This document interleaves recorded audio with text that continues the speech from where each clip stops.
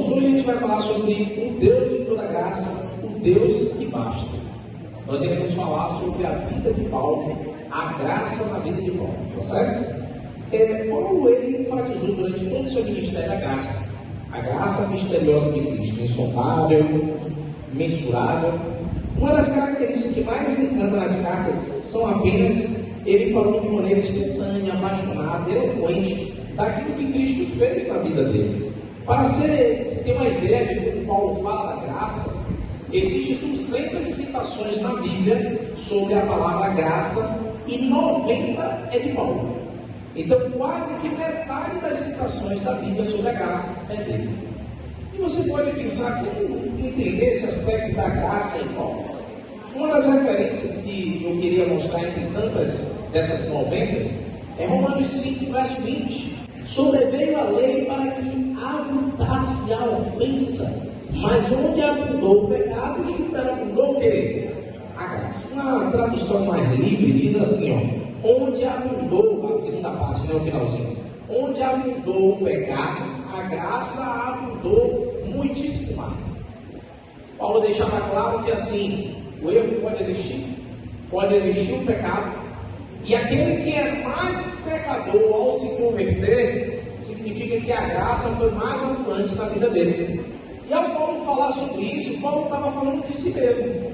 Porque a gente não pode esquecer quem era Paulo. Paulo era um fariseu, era um homem que buscou ser o doutor da lei, perseguiu a igreja que eu digo, não o templo, mas os primeiros conversos em Cristo Jesus. Ao ponto que conhecemos a história que foi ele que levou Estevão para ser o quê? Apedrejado. O interessante é que Ellen White chega a dizer sobre, em Atos dos Apóstolos, o livro, sobre esse momento que Paulo levou Estevão para ser apedrejado. Lembra que a Bíblia descreve que Estevão, antes de morrer, viu o céu aberto e Jesus Cristo sentado aonde?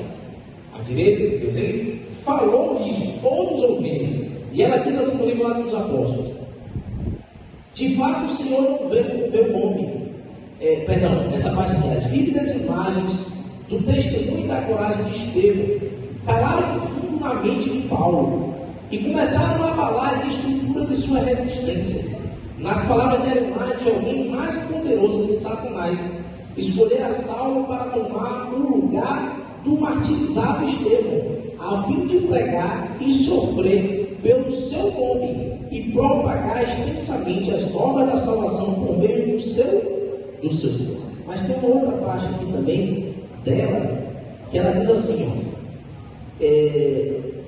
os argumentos dos sacerdotes silenciaram por algum tempo as impressões provocadas na mente de Paulo pela morte de Estevão, mas o Espírito Santo continuou a insistir, de modo que todas essas coisas tinham apelado altamente a Saulo, e às vezes que lhe alojaram na mente uma quase avassaladora convicção de que Jesus era o prometido Messias. Nessas ocasiões ele havia lutado a noite inteira contra essa convicção e sempre terminara por manter a crença de que Jesus não era o Messias e que seus discípulos eram fanáticos e o quê? Iludidos. Tentando descrever isso, irmãos. Olha que coisa bonita da graça. A gente às vezes vê pessoas neste mundo e diz assim: rapaz, como é que uma pessoa dessa vai se converter? Não já viu alguém que você pensou assim? Uma pessoa envolvida em algo errado, criminalidade, ou então às vezes pessoas que já conheceram a verdade, mas se afastou assim tremendamente. A gente pensa, como é que Deus vai alcançar essas pessoas? E olha aqui em Paulo, Deus já mostra uma coisa para nós. Deus ele vai usar o agente humano. Mas a palavra de Deus diz que a gente não fala nem o nome de Jesus sem o poder do quê? Do Espírito Santo. Então a primeira obra que ocorre em nossa vida, ela vem por meio de quem? De Deus. É o Espírito Santo. Jesus mesmo disse ali, qual é a obra do Espírito Santo? Convencer do quê? Do pecado, da justiça e do juízo. O Espírito Santo, irmãos, incomoda a todos. E assim fez também com Paulo. Ellen White diz que noites Paulo passou ali lutando, porque incomodava para ele de que Jesus era certo, era o Messias, mas quando ele olhava a vida que tinha, se apegando aos seus prazeres, Paulo resistia ao chamado de Deus. E aí então a gente tem que ir para onde? Para Damasco. Paulo estava indo em viagem, e o que foi que aconteceu? Paulo caiu do cavalo, ficou temporariamente cego, entrou em uma cidade.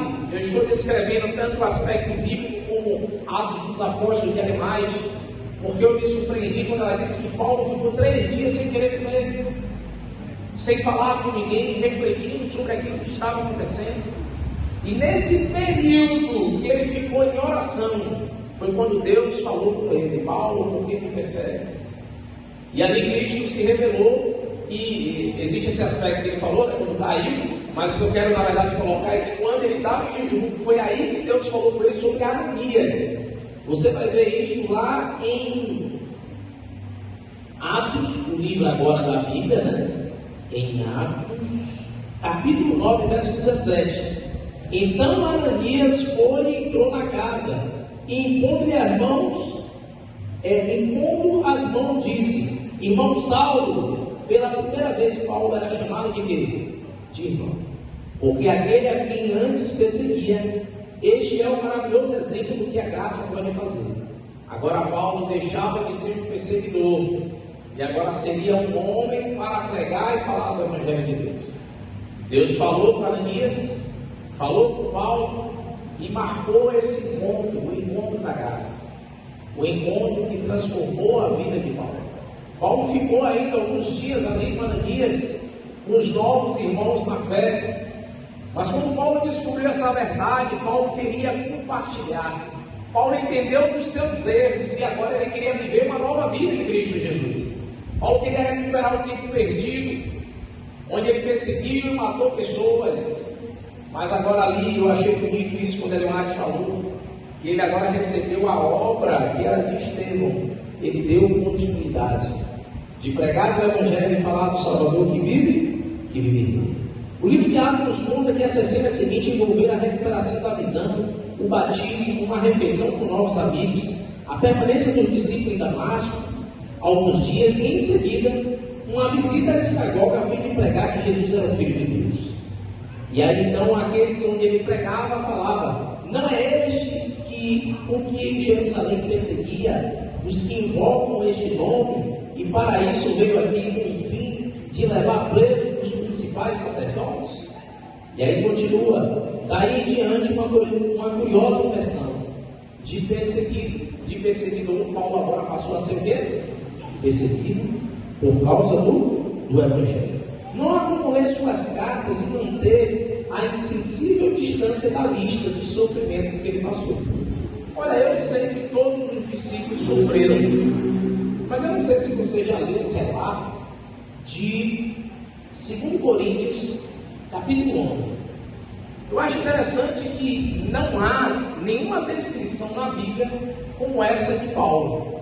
Ele vai dizer, alguns estão abrindo, eu só vou marcar para vocês onde é, que eu vou citar, que até na lição dessa semana eu falei isso, que quando Paulo diz assim: eu queria morrer e estar com Cristo, é porque tanto que esse homem apanhou, irmão, era a melhor coisa que ele podia fazer mesmo, porque Paulo estava cansado. Você sabe que há feridas que cicatrizam e há outras que a dor fica, né? A gente consegue viver, mas vive uma dor. Então em 2 Coríntios, no capítulo 11, no verso 24, diz assim: 5 vezes recebi dos judeus uma quarentena e açoite menos um. Fui 3 vezes fustigado com vara, uma vez apedrejado em naufrágio, 3 vezes em uma noite e um dia passei na voragem do mar. Em jornada, muitas vezes, em perigo de rios, em perigo de salteadores, em perigo entre patrícios, em perigo entre gentios. Ele diz mais assim embaixo: além das coisas exteriores, há o que pesa sobre mim diariamente, a preocupação com todas as o quê?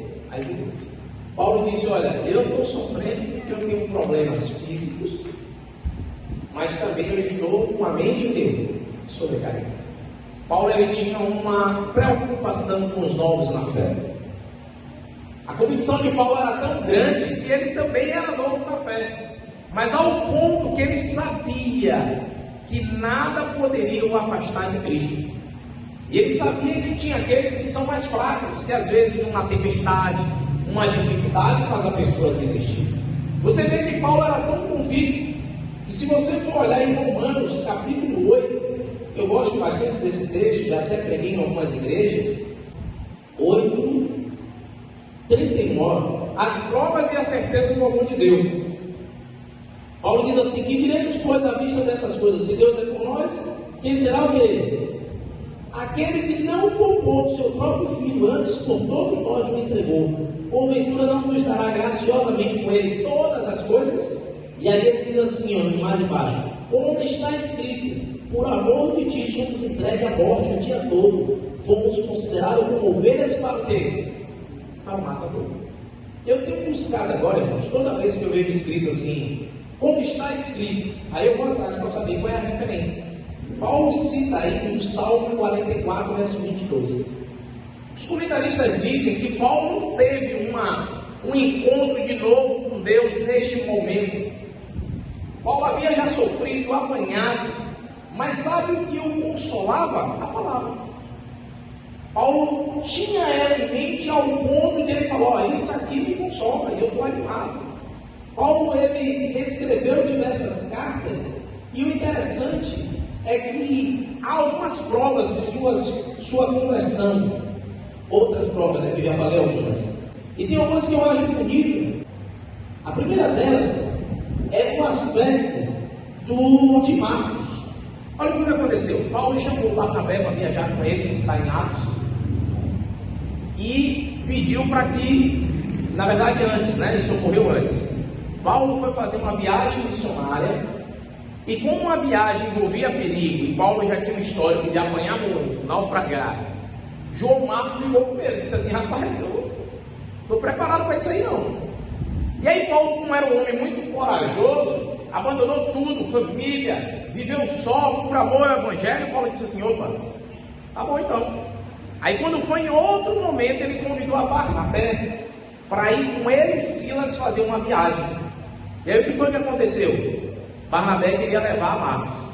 E aí Paulo disse: olha, esse camarada aí é frouxo, não quer não. Não traz não, porque isso aí não é útil não. Mas só que olha que interessante, Paulo não era perfeito.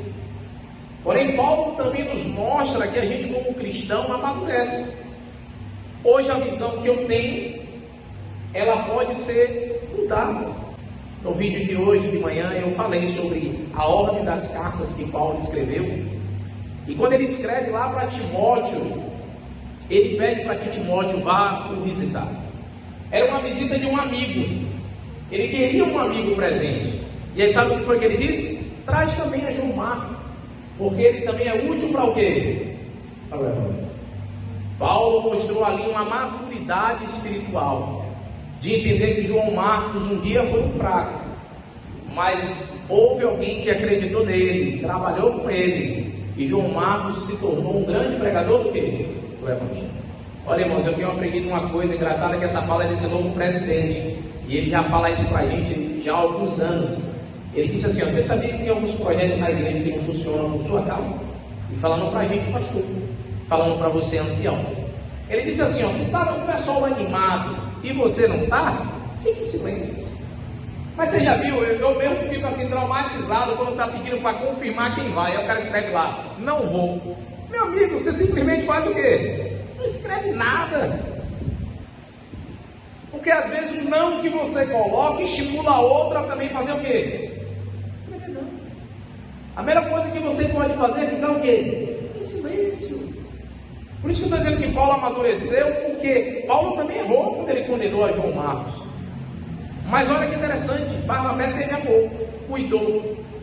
Tem pessoas que às vezes você pode falar assim: rapaz, esse camarada não quer nada, tal. Beleza, você pode pensar, mas olha por ele. Você não precisa dizer isso à pessoa, não precisa tratar mal. Quantas pessoas, irmãos, fracas na fé, deixaram de vir à igreja, de conviver, porque no momento que precisava de atenção, foram o quê? Rejeitados. O que Paulo fez, o que Paulo abriu mão, era alguém que poderia ter se tornado até um sumo sacerdote, mas Paulo preferiu o quê? ser escravo de Cristo, como ele falou em vários momentos. Um outro aspecto também dessa mudança e transformação de Paulo, você vai ver aí quando ele diz assim, está lá em 2 Timóteo 4, 6 a 7, abra aí, e eu vou explicar o contexto a vocês. Paulo, eu fiz esse comentário até na lição. Paulo, em vários momentos, ele destaca o seu desejo de estar com Cristo. Em outros momentos ele fala de ver Cristo em vida. Só que no ano 67, se eu não estou enganado, foi o ano que Paulo morreu. Então, no final de 66, ele escreveu a segunda carta aos Timóteo. A Timóteo. E Paulo ali sabia, graças a Deus, ali não fez. Paulo sabia que a morte já era chegada para ele. E ele diz assim, ele diz, quanto a mim, estou sendo já oferecido por quê? Por libação. E o tempo da minha partida é o quê? É chegar. E aí ele diz, combati o bom quê? Completei a carreira. Guardei a fé. E já agora a coroa da justiça me está guardada, a qual o Senhor, reto juiz, me dará naquele dia. E não somente a mim, mas também a todos que, quantos amam a sua vida. Paulo diz assim, olha, eu tenho certeza que a salvação eu alcançarei. E é aqui, irmãos, e se você não entendeu isso durante essa semana, eu falei então em minha pregação. Porque Paulo tinha essa convicção? Porque Paulo se feriu pelo Evangelho, porque era pregador, porque Paulo não pecou, lembre-se que eu já mostrei que ele errou também, na sua concepção de João Marcos. Por que Paulo tinha essa convicção? Porque Paulo, irmãos, entendeu que a salvação era unicamente em quem? Em Cristo Jesus. Paulo entendia que o mérito não era dele, o mérito era de quem? E Paulo pregou, irmãos, por onde andou com esta convicção. Paulo dizia às pessoas, olha, eu sou pecador, você sabe, você que conhece, sabe o que eu fiz. Mas agora olha o que Deus fez em mim. Olha como Deus atuou em mim. E um pouco mais no fim dessa mensagem. De fato, para Paulo, o amor estava vivo e se manifestou na graça preciosa de Cristo. O final do seu quadro não poderia ter sido pintado de maneira mais arrebatadora.